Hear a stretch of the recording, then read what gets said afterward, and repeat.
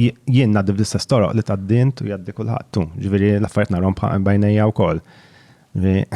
Kulħadd jgħaddihom minnhom daw, ġifieri it-trap ħireġ minn ġolbini u jimlilek il-karozza, anke tiegħi jimla.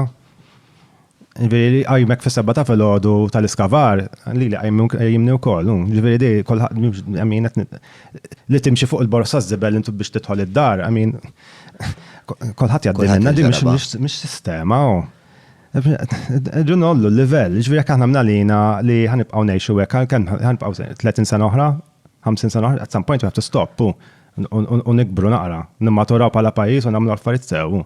I mean, x'inhu l-cut-off date? Meta ħanibdew?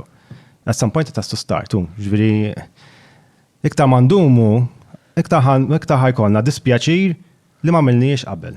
Inti familjari ma forsi episodji oħra fil-ġrajiet ta' pajjiżi oħrajn li kienu fl-istess qagħda li qegħdin aħna li mbagħad għamlu riforma u minn hemmhekk l-iżvilupp sar iktar sostenibbli u kollox ħareġ biċ-ġdid eventwalment. Qabel il-COVID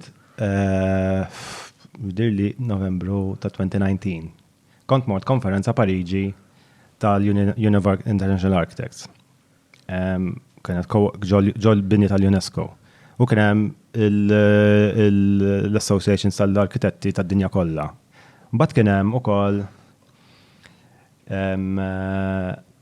arkitett mill-association tal-Kenja. U daw għamlu presentation dwar is-sitwazzjoni kienet jaqalhom il-bini u kienet eżatt l-istorja ta' Malta, eżatt l-istess.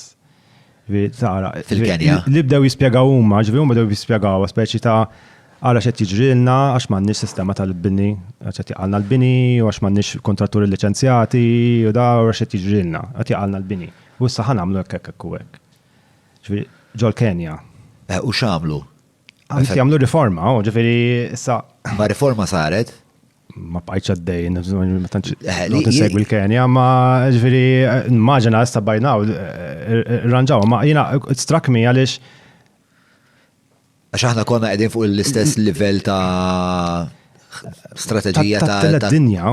Pajjiż ta' dinja.